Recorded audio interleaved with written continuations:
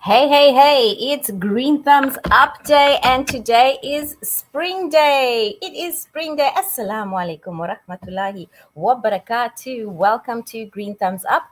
As you know, we are that natural living, that gardening, that holistic healing show that you didn't really know you needed. And yes, the show has expanded quite a bit. So in studio there with me is Sibonisa Mkhize, our studio right-hand man.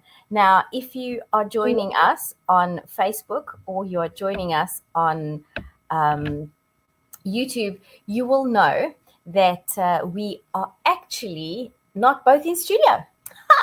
Because you will see me on camera and you will wonder, where in the world is Rabia? Well, Rabia is sitting in her mom's garden. Yes, my mom's little patch at the back here. There's a section in the front as well. But I've chosen this because today is in South Africa, Spring Day. And Spring Day is a beautiful day to just experience this rejuvenation of life that happens. Now, today on the show, we are going to have Dr. Carrie Goodwin. Now, as you know, Dr. Carrie Goodwin has been with us. She is a regular on the show, and it's always super fun to have her on here because we get to share a lot of stories and a lot of anecdotes, and we get to have a real good giggle. And why not? It is Spring Day. So remember, you can send in your messages, WhatsApp messages, if you're in South Africa, 060-904-1056. And if you happen to be catching me on one of the social medias, you can comment there. And if you are catching us on TikTok, remember, tap that screen. The more you tap that screen, the more you are sharing out Radio Al Ansar to everybody out there. So you'll be sharing out that live and helping other people to benefit from all the beautiful shows that we have right here on Radio Al Ansar. So I am sat here in the garden, and it is an hour before you. So it is a rather nippy, I may say, meaning that although it is Spring Day for you, it is Autumn Day out here. Meaning that as I sit here, I have a great big jacket on because she's cold. She's cold. Yes, she is cold. So in studio, as I said, is Sibonisa Mkhize, and he's lining up a Carrie Goodwin. Now, last week, if you remember on the show, we spoke about all sorts of wonderful how to take care of vegetables. And boy, oh, did I come over here and share that information with my family as well. Yes, indeed. Of course, I did. In fact, I got a hold of the fridge and I started pulling things out. My mom has everything in little boxes, very neatly placed. That is as mothers are wanted to do, right? And I said, wait a minute, bananas don't go there. Bananas must be hung up with their little stalks covered up. And so we did. And then took out the grapes and the berries and washed them all in that water and bicarb, a little splash of vinegar. And it really felt like a little bit of spring that had arrived here in good old Porto, Portugal. So, yes, here I am, and here I shall be for the next little while, but that shall not interfere with our broadcast because, as you know, we keep it together here on Radio Al Ansar. Speaking of keeping it together, I want to share with you what the weather is like because, as we know, the weather is very important for us nature lovers and gardeners. Let me just tell you, the weather where I am at the moment in Portugal is 21 degrees. 21 degrees where I am, right? But guess what? In Durban, South Africa, it is what? It is what? It is 21 degrees. So we're not too far off. Exactly that. But let me say something. Durban's 21 degrees and Portugal's 21 degrees are a leather jacket of separation. They are really a leather jacket. Spoonerism. A leather jacket of separation because it is cold. So in Durban, we're expecting that the temperature is going to rise more. So it's going to rise from, it's currently 21 there, but it's going to rise to 26 degrees today in Durban. It's going to be a balmy, wonderful day for y'all and all. Monday to Tuesday, you've got the weather slightly going down. Wednesday, you're back in the 26, and then, of course, reducing gain. So you've got really 2 hot days coming. But don't forget that when it comes to springtime, we still have a few little cold snaps that may surprise us. And those cold snaps are not things that we want for our little babies, our little green-leafed babies. So if they are out there, keep an eye out. If there is some frost coming, get them indoors or cover them up. Okay, in Johannesburg, coincidentally, I cannot believe it, it is 21 degrees. Oh my hat. Oh my hat in a basket of broken eggs, as I always say. Can you believe it? Me, little old me, sitting out here in Porto, Portugal, is at 21 degrees. Durban is at currently 21 degrees. Joburg is at currently 21 degrees. It is not an error because Cape Town is at 14 degrees. Sorry, Cape Town. It's currently 14, but you can expect your temperature to rise till 17, and then in the week slowly creep up to the very, very early 20s. No bueno, no fun for my Cape Town people. But it's okay. It's okay because spring has sprung, and very, very soon you're going to find all sorts of wonderful things growing out in the garden. We're going to find out from Dr. Carrie exactly what grows in the springtime. But let's talk a little bit about springtime. Springtime is a time of rejuvenation, right? The weather warms up, the days are starting to become longer, the nights are becoming a little bit shorter, which means we have a little bit more time in our day to play. Yes, we have a little bit more time to play, to enjoy ourselves, and to really just get on with living, right? Get on with living. I remember there was it The Shawshank Redemption? There was a movie a long time ago where they said, get busy living or get busy dying. What was that movie? If you know it, put it in the comments or drop us a WhatsApp. I can't remember. 060 904 1056. I am shockingly terrible with names. Terrible. Unless it's plant names, coincidentally. Plant names, I'm very, very happy to remember. I can remember them off the top of my head quite easily. So speaking of springtime, let's talk about what happens in the spring. We know it is a time of rejuvenation. We know that if you're in really, really cold weathers where there is snow, now you're going to find the ice starting to melt at Cape Town. You're still very, very cold. You're still very, very cold. But the grass starts to turn green. The plants start to grow. The buds begin to emerge. And it is just a wonderful, wonderful, wonderful time of the year. So let's have a look then. Will you let me know what are your plans for springtime in the garden? What are you doing this springtime in the garden? I would absolutely love to know. I'll tell you what I'm doing here. Coming here and seeing my father's bonsais, I am reminded of how wonderful it is to have beautiful memories of springtimes past, and how those bonsais, however little those little trees are, they just pick up, and the next thing you know, they are covered in little leaves. In the wintertime, completely stripped down. Now, I believe that we have Dr. Carrie Goodwin. I'm trying to have a listen to her. Dr. Carrie Goodwin, good morning. Are you with us? Yes, good morning. How are you? Oops, can't hear her as yet. Oh, no.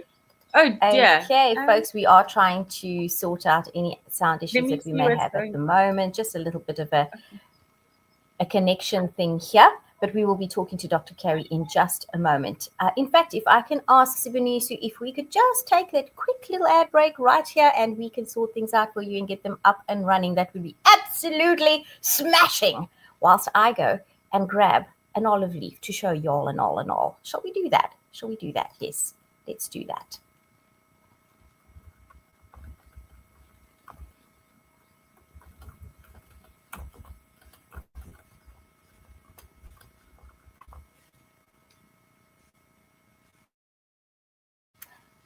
Okay, because here's the thing is I cannot hear anything at all. I just got to call studio quick. Can you hear me now? Hi, I can hear you now, yeah, but we're off. I couldn't hear you at all. Oh, I don't know okay. why. So I just had to take a quick ad break. Let me try to take it off. Hang on, can you speak again? Let me see if I can hear Yeah, you. sure. Can you hear Okay, us now? I can hear you. Okay. I'm going to mute myself again, or is it all off air now anyway? It's all off air. You'll let me Oh, know when great. you're coming back. Thank you for making this happen. I'm sorry Well, for the inconvenience I caused. no, not at all.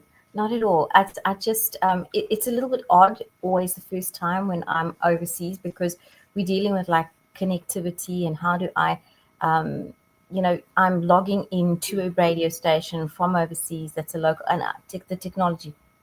Yeah, Yeah, time no, is it must be flying. very Time is strange. flying. Let's talk a little bit about what happens in the springtime because it's really just a Yes, lovely, lovely time of the year. Although I'm here in very autumn, as you excited. can see. Yeah. Hopefully, I don't lose you when we go on air. Okie dokie, I hope so too. How are you doing? Are you well? Very, very well, yes. And it's here in South Africa, very much spring is in the air. So, Yes, I couldn't believe it. It's 21, but it's going to be 26 degrees in Durban today. yeah, and my So folks good. were flying home from there yesterday and they said it was raining. So they even had rain last night, which is most bizarre.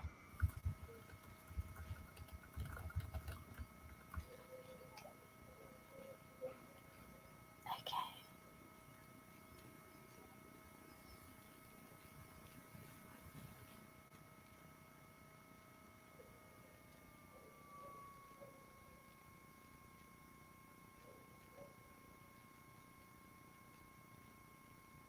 Okay, so we're just waiting to get back in.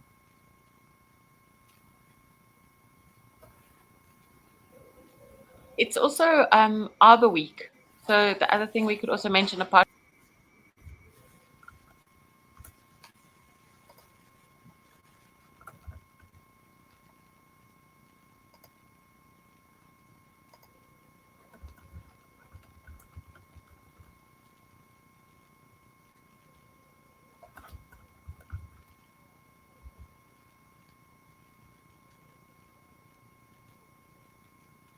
Welcome back to Green Thumbs Up, the show where everybody's an expert, but nobody has all the answers. And we are live here with Dr. Carrie Goodwin. We're talking about spring, which has well and truly sprung. Well, now, not really though, hey, because Spring Day is always celebrated as the first of spring, but the real day is Spring Equinox, which is on the 21st of September. Good morning, Carrie. How are you? Good morning. Very, very good. And yourselves? Can we hear each other now? Yay, we can hear each other. How Yay! absolutely awesome. Okay. Thank you, Subanisu in studio, the man with the plan. He really and truly is. Absolutely. And I was just saying, spring is such a wonderful time. And I'm sat here, as you can see, this is my mom's one of her little garden corners. And it is just all blooming, although this is August. Have a look at those roses. How pretty are they?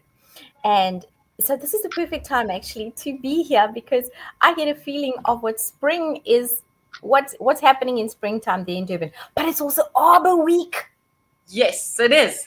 So I think everything starts happening in September.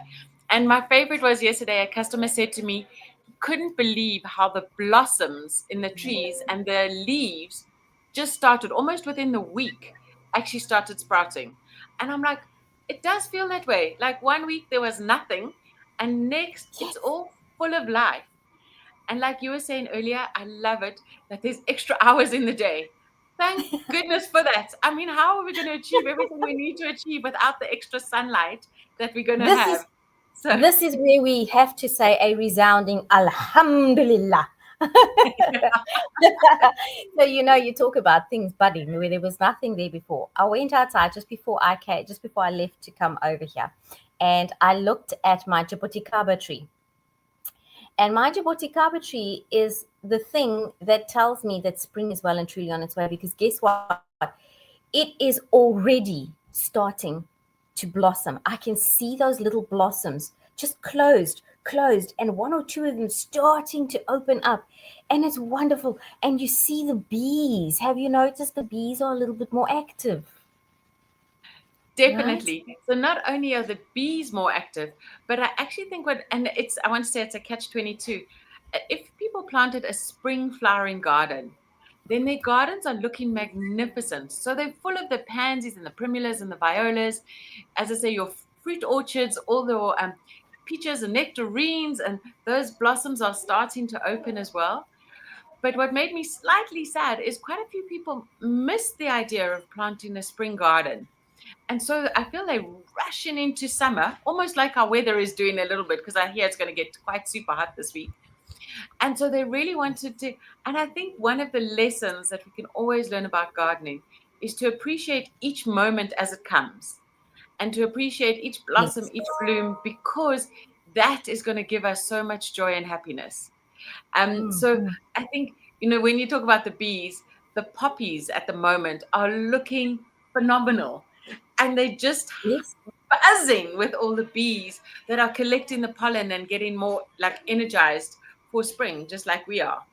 So Yes, yes. And I mean out in America, and you're thinking about Alaska, and when it's their springtime, the bears start to wake up and the animals start to come out of hibernation. I don't know if we have animals in South Africa that come out of hibernation. Do we have any hibernating animals? I don't know. I I was going to say wonder. not so much, but we have a big fish pond at one of our branches. And Yes. just before winter, I actually went and took the nets off because we put nets over to protect our fish from the giant kingfisher that used to come hunting there. And then I was a little bit tired of the nets, and so we took all the nets off. And then my team said to me, "Look, the birds are back and they're eating all the fish," because we had the heron come to visit us and the giant kingfisher. And so then I said, "Well, we're not putting the nets back on. We're going to just leave it for winter." But now we can see that the fish actually weren't eaten by all the birds. They were hibernating under our water poppies and our water lilies and the water plants that were in the fish pond. They were actually hibernating. So even when we tried to splash and feed them, they didn't come out of their resting place. They were conserving their energy. So I never really thought fish would Yeah. hibernate, but this Yeah, year they taught me something new. fish definitely slow down in the winter times, but they slow down and they do climb under those leaves. I remember I used to have quite a big fish pond many years back, and I always wondered, where did all the fish go?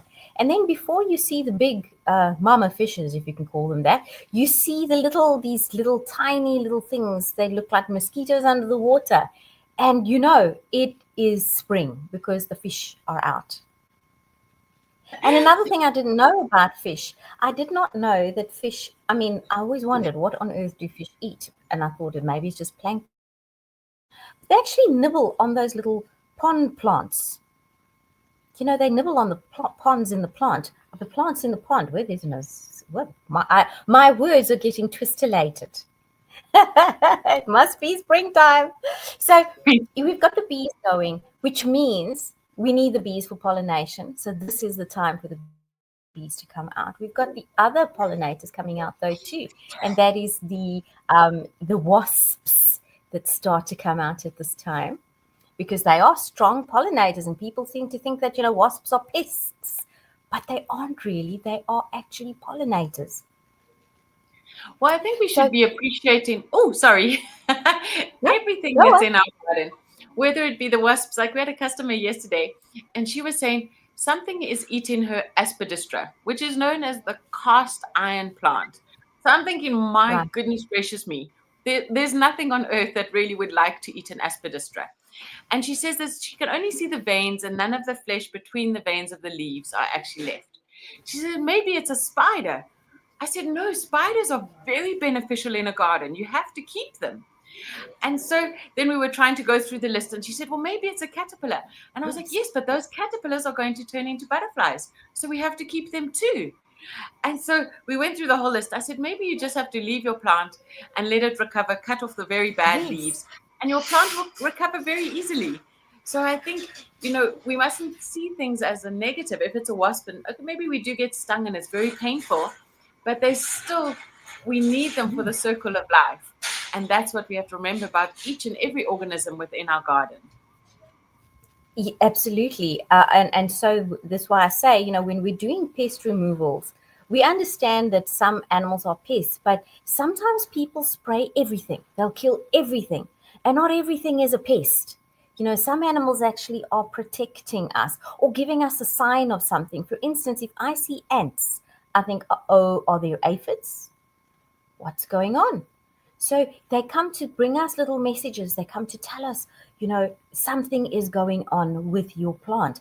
And it's interesting what you said also about spring, and definitely spring being a time of rejuvenation. And I've spoken to my colleagues at the Radio Al Ansar, and we've said, this week is really a spring week. And it's a time where we talk about topics of rejuvenation. And in order to grow again, we often have to release the old. And we go through winter and we see the leaves that, there's no leaves on the trees and everything is bare and everything is nude. But we forget the beauty of that is that it's clearing out the old in order to move into the new. And in our lives, Carrie, to get a little bit philosophical at the moment, we do tend to want to embrace the new, but we Yeah. struggle to release, right? To let go.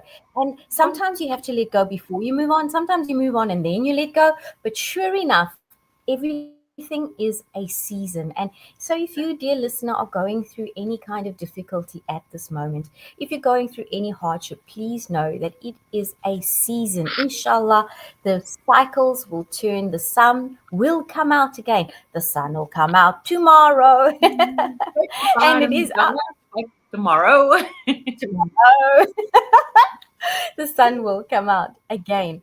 So tell us, in spring, I know that in Japan, it is the time of the cherry blossoms and it's the most magnificent thing.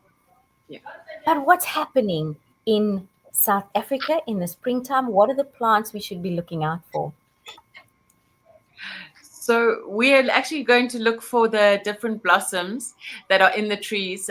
We don't have the cherries, unfortunately, Yeah. but we have to look at other things like the nectarine blossoms are all out. As I said, the peaches. Some of our plums, they blossomed a little bit early, so they've already got tiny little fruits on them, especially the wild plums. I managed to get some of the rootstock of the wild plums. So if you're looking at your orchards, those fruits and blossoms are already out. And so I think that's quite an exciting time for us in terms of what your trees are doing.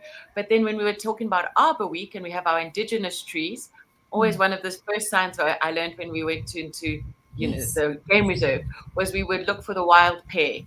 And the wild pear was a sign of spring coming. So I was in Nelspruit about 2 weeks ago, and the wild pear was in flower. And then when I've looked around Johannesburg, we haven't really seen them. And then last night when I went to one of our businesses, then actually the wild pear there, the Dombea, was in flower as well. So I was like, oh, fantastic. This is really working. So there are quite a lot of I used to find, flowering. yes, yes, there are a lot of flowers coming out. I did not know about the wild pear. That's fascinating. For me, being in Joburg at the time, I always looked out for the plum trees. When the plum trees started to flower, that felt to me like springtime. They almost started to blossom just before the apricot trees. And so, is this a good time to be planting fruit trees? Is the question. I think any time is a good time to plant a tree. So the plants are getting blossoms and fruit. So as long as you're planting them and you plant them with good nutrients in the soil, so you're putting good compost, if it's a good fertilizer or if you've made your own fertilizer, one of my favorite things to do now when we're planting and start planting is actually to dilute a kelp-based product. And then we spray the roots with that to prevent them Mhm. going into shock. And then I think I'm going to get the word right, phytokinins in the kelp, and that's actually helping the Yes. roots to regenerate correctly. And so for me, it's quite a new thing. I mean, I just Yes. used to use always like superphosphate and bone meal and those type of phosphate related Mhm. products when I started planting. But now I'm thinking, actually, I'm going to start using more kelp based products or combining them Help. to make sure that my plants have a good start in spring because I've actually looked after their roots. So to me, it's a lovely time. There's so many fruit trees available in your Yes. garden centers. Go and explore. Yes. You talk about kelp, and I just comes with a little warning, folks. It doesn't mean you can pick kelp up off the beach and then put it in your plants, because salt True. is I not good never for your thought plants. it's because I don't live at the sea. I would never have imagined actually taking kelp from the sea. Oh Common goodness. sense is not all common, and people don't know. And I actually know this. The reason I'm saying it is because it's happened to somebody who contacted me once and said, what can I use? And I said, we'll try some kelp based products. He says, can I use kelp liquid? Yes, you can use kelp liquid. I mean, you get the kelp liquid, is what I thought. He's going to go and get the kelp liquid, but no, he got kelp off the beach and liquidized that. And I thought, uh-oh. When I got the call to say, I've got a problem. My trees are dying. Well, what have you put in it? Kelp, like you said. No, but I don't understand. What was the dosage you used? No, I just fetched some off the beach. I was like, no, you can't be doing that. Because salt. Plants do need sodium and magnesium and all of those things, but yeah, kelp.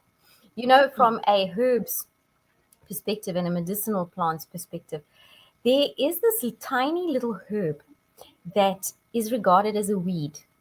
And I wish that nurseries would grow and sell more of these little things that are weeds as herbs, teaching people what they are. And it is called shepherd's purse.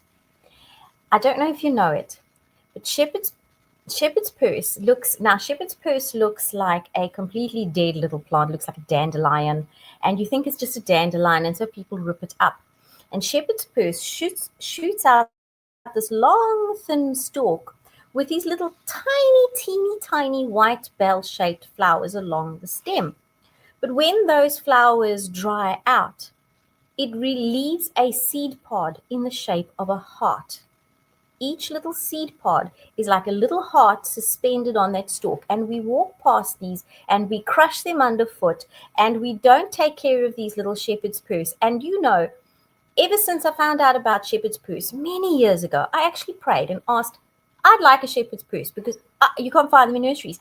And I don't know how, I don't know why, I don't know who the little birdie was, but some birdie dropped some seeds in my garden.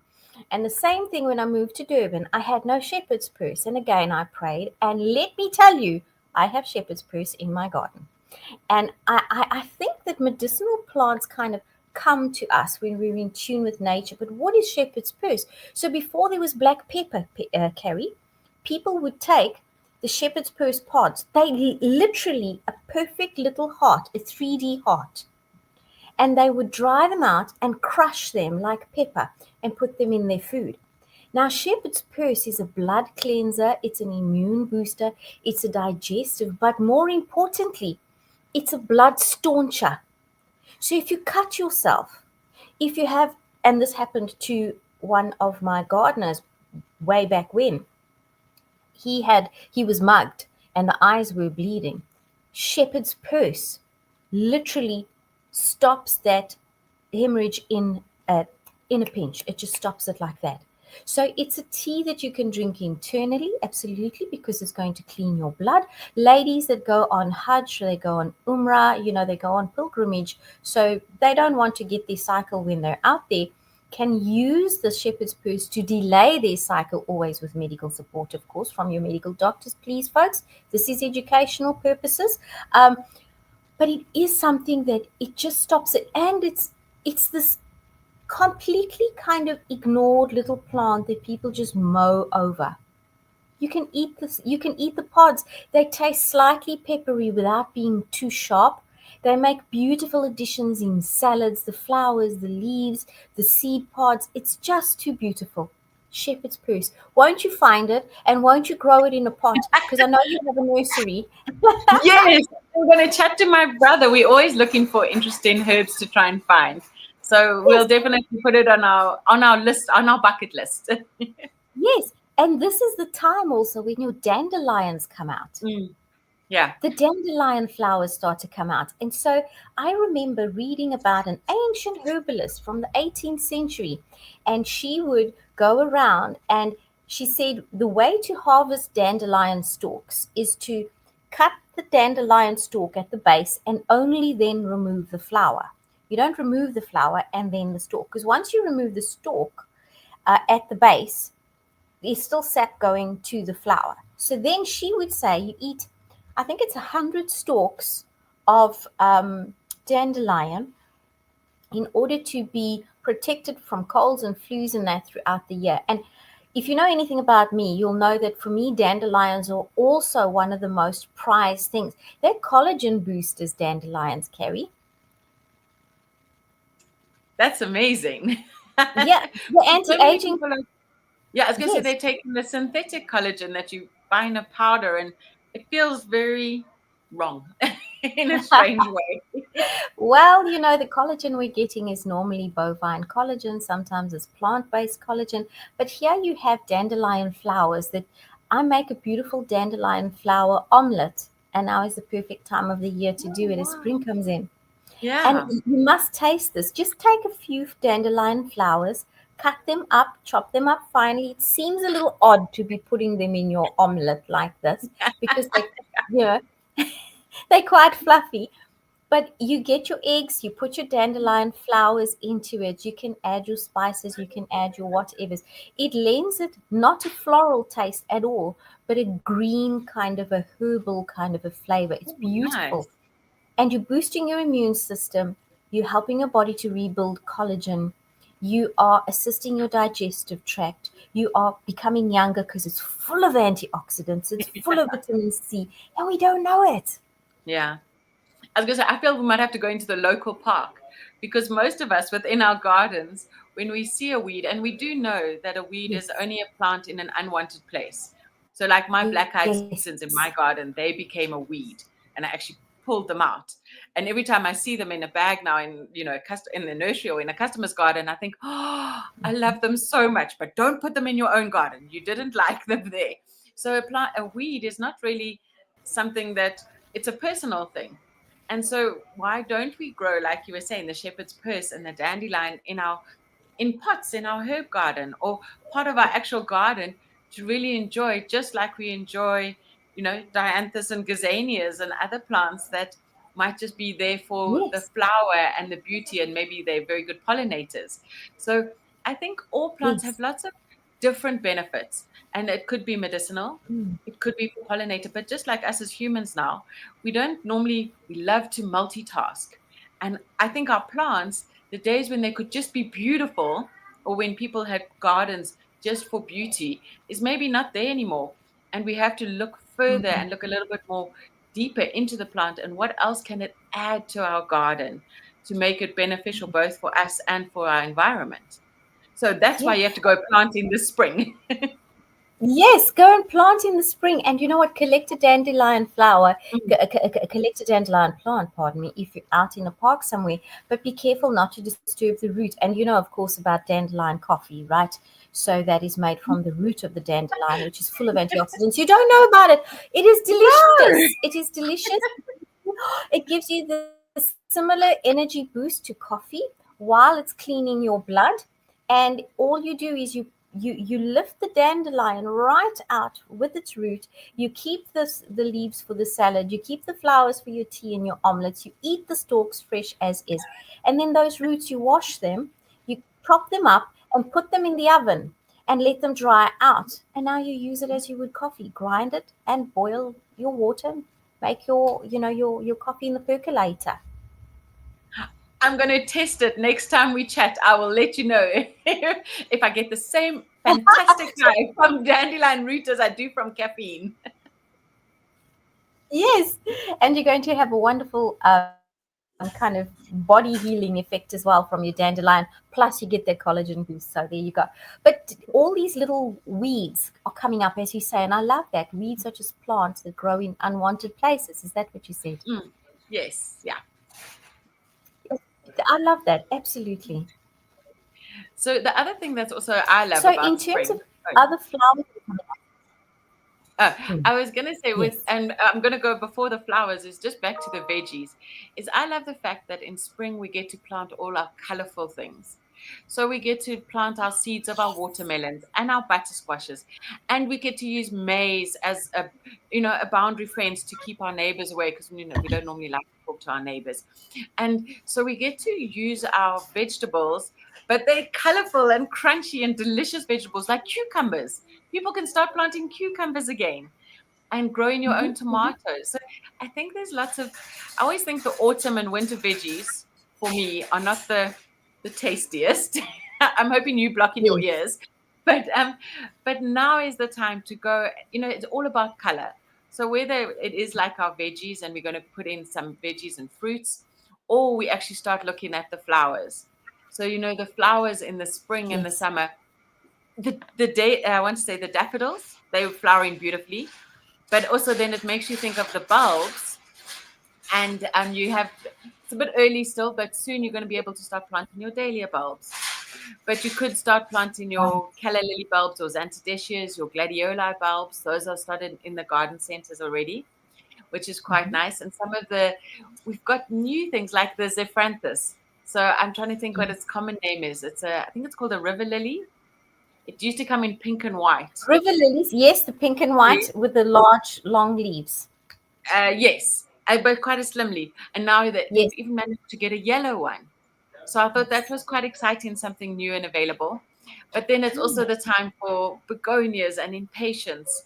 As I say, dianthus, marigolds and nasturtiums. I was waiting to interrupt you on marigolds, because now is the time. Don't forget your African marigolds for the insects. Keep them, plant them in the borders, plant them in the pathways, keep those insects away. And then, of course, if you're talking English marigolds, then here goes my apothecary cap again, because you need that calendula. You need that calendula for all your skin lotions and for all of your... Do you know, if a child gets a runny stomach from gastro, for instance, of course, always take the child to the doctor. But even an adult, if your tummy is runny, get some English marigold, the calendula flowers, and make a cup of tea, and it stops that diarrhea like that. Nature's Imodium. I was going to say, I think you're always such a wealth of knowledge. I learned so much chatting from you, and I love the fact that it's actually stuff that we could use in our everyday life, and it's things that we could have in our garden. It just makes, I want to say, our lives and our garden become one. And I think that's so super important, because we shouldn't separate ourselves from the environment in which we live. That is so important, what you're saying about not separating oneself from the environment that we live. But I want to go back to your previous point, and I love doing this because I love doing this show, because I think that this is knowledge that we cannot lose. And if I've learned it, and it does come naturally to me, it's kind of like a duty to share it with other people. But I learned so much from you as well. So let's just get that right. That's why we have you on here, because you teach us so much about plants, particularly now. If we're talking about we're planting in the springtime, let's talk about companion gardening. What should we put in besides those marigolds as we set up those spring gardens? So you could also start looking at the things like your lavenders, a very good companion. Some of your pelargoniums, like your citronella pelargoniums, people are starting to plant for, sorry, a trolley's going past. So they're going to start planting them for the mosquitoes, because who would have thought the spring has hardly sprung, and I found a mosquito in our office the other day. I was like, no, it is too early for you to be hanging around here. So I had to go and get my citronella, which I have in a pot, the citronella pelargonium, and I bring it inside in the evenings. And then I want to say it helps almost keep the mosquitoes away in my home or in my bedroom.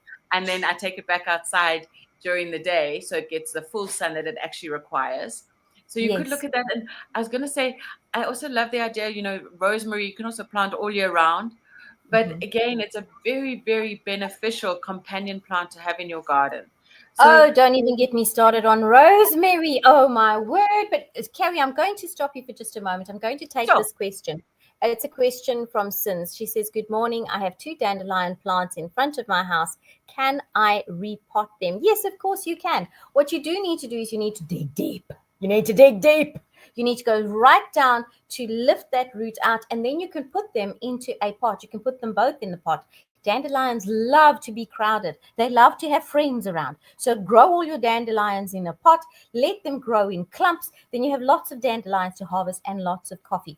Now back to you, Carrie. You were talking about rosemary, and just as lavender is insecticidal, rosemary is insecticidal. But rosemary, do you know, it's one of the essential oils that is usually safe for internal consumption. Don't go drinking rosemary essential oils willy-nilly, folks. But it is one of those that normally is non-toxic, especially if you have a good brand. And you can drink rosemary. It is antiviral. It's antimicrobial, which means there's no bacteria that can handle it, no fungus that can handle it, no virus that can handle it. And during the pandemics days, it was one of the things that I said to people, have a cup of rosemary tea for your coughs, your colds, your flus, as these seasonal changes comes in. And we're going into spring and people start to suffer from hay fever and all of that jazz. It's great to have that cup of rosemary tea. And it just makes you feel like you've stepped off, some boat in the 1600s, and I shall make myself a cup of rosemary and dandelion tea. Throw the two in together. Always with these kinds of fresh herbs, it's a quarter cup of the fresh herb or a quarter cup of the combination of fresh herb, and then 1 cup of boiling water. Let it stand. Unless you're dealing with stinging nettle, in which you halve the amount of the plants. Very important. I had to get that in there because you're talking natural living and plants and health. Yes, well, actually, it was so strange you say stinging nettle, because I remember once, and it was a long time ago, a customer asked us about stinging nettle, and I was like, no, you're certainly not going to find it in a garden center, and it's not something that you normally keep in your garden. And then I went to a friend down in Cape Town, and she had stinging nettle. She'd planted up a bath, and she had stinging nettle in that, and I said, oh, maybe can I take some home, and I want to see if I can grow it. And I wrapped it in newspaper, and it flew home with me, and I just put one in, and now it pops up everywhere in my garden. I have difficulty trying to force it to stay in the pot that it's meant to stay in. Yes. But it does pop up everywhere. And I thought that's quite interesting for me because, as you say, when you want a herb to arrive, and even if you don't want it to arrive all over the place, it does seem to arrive somehow and make itself very at home in our gardens. Exactly that. Stinging nettle is interesting for me in terms of pests because I'll plant my stinging nettle, and then before they go for anything, the grasshoppers will eat the stinging nettle. And that's how I know I've got grasshoppers, because stinging nettle attracts these grasshoppers to itself, not from outside, doesn't bring them in, but if there are grasshoppers around, they will eat your stinging nettle because it's really good. And coincidentally, my dog loves stinging nettle. She eats it. Now, I don't know how she does that because those little furry bits sting. But did you know, Carrie, that if you get stung by stinging nettle, you're touching the plant or you rub against the plant and it itches for Africa, the best cure for it is don't run and get a cream. Don't run and do anything. Cut a stalk and apply the juice of the stinging nettle. The juice of the stinging nettle is the cure for the sting of the stinging nettle. How's that for you? That is truly amazing. Actually, it feels like it's an all-in-one. So it gives you, and sometimes that itchiness or the sting is actually very healing. And then, as you say, you get about that afterwards. No, we had somebody who, the reason the customer was asking, and you would probably know better than me, it was for back pain. And so she was using it almost as like to sting and then to soothe. And that was the purpose of it. I agree. Yeah, from that perspective, I would agree, because it's stinging and then the body has a reaction to it, and that reaction that it gives is to try to numb that itch, and then of course it numbs that pain. But frankly, it itches. I'd much rather use castor oil. Okay, I think I like that. I think it was before castor oil became so popular. That's why she was asking. But I think all these things, as we learn more about them, then we get to use them more. So at the time, maybe stinging nettle was more of the one that people would speak about. Yes. But I was going to say, now it's the same with the nasturtiums. You know how beneficial they are as companions. And I think at this time of the year, I know a lot of schools and everything do planting for spring day. So maybe go and look for nasturtium seeds because they're nice and big and easy for kids to plant. The whole plant is basically edible. It's a very good companion. Yes. So I think it's a lovely, Yes. lovely plant to have in your garden or in your school grounds or to just share it with others. So it's a good one too. And it's such a beautiful flower. Mm. Nasturtiums tend to ramble out, but if you want to, and I've done this in my greenhouse, is I let it grow and then I gently, gently tie it up. It's not meant to climb, but if you do gently tie it up the sides, then you can create a frame with your nasturtium flowers. And of course, if you have a sore throat, I can't help myself. If you have a sore throat, grab a leaf, pop it in your mouth, and chew on it because it'll numb that sore throat. Nasturtium leaves are great in salads. They also have that peppery taste. Was another thing that was used back then when there was no pepper. 'Cause pepper was in India, and folks couldn't get there. So Malaysia and so forth. So the rest of the folks, particularly in Britain, were left with nasturtium leaves and shepherd's purse. Indeed. But at least they had something to flavor Yes, their food and still have what beneficial health benefits. Yeah. yes. Now you spoke about companion gardening and you spoke about tomatoes. And what are those three that grow together? That's the tomato. Well, I was going to say, but now I'm going to get it muddled up because it's the tomato and the bean, and then the Yes. maize. Those are the Yes. three that always go together. Yes, I was going to say, but I also think when tomatoes and basil, they bring out the Yes. flavors in each other. Whereas when you plant the bean, the tomato, and the maize, the maize acts as a little bit of a protection in terms of the shade, while the bean grows Mhm. up, and then the tomato. I'm forgetting the rest of the story. They are companions to one another. The Yes, tomatoes are they benefit from all of the goodness that comes into the ground yes. from the previous. Well, that is from the other plants. So that is all that we have time for on our show today. I'm afraid. Yes, our spring has sprung and our show is done. Ah, Oh my goodness gracious! Already. I'm poet and I didn't know it. And so, folks, from me, Carrie, firstly, thank you so much. So Well, much for being on anytime. the show. I Always love a chatting with pleasure. you. And it was lovely talking to you again and being with you, dear listeners. We'll see you Mm. again next week where we're going to cross over. I'm hoping to, we actually have her booked, yes, tomorrow. I'm not going to give it away because the last time I had her on the show, it got cancelled. So you wait and see. There's a special show, and it's not for the gardening folks. It's for those who love nature and those who love wild animals. Oh, sounds exciting. Join us next week on Radio Al-Ansar from myself and the entire team and Dr. Carrie Goodwin, who is with Yeah. us, okay? Until next Happy week, spring. happy spring. And from all of us, Assalamu alaikum wa rahmatullahi wa barakatuh.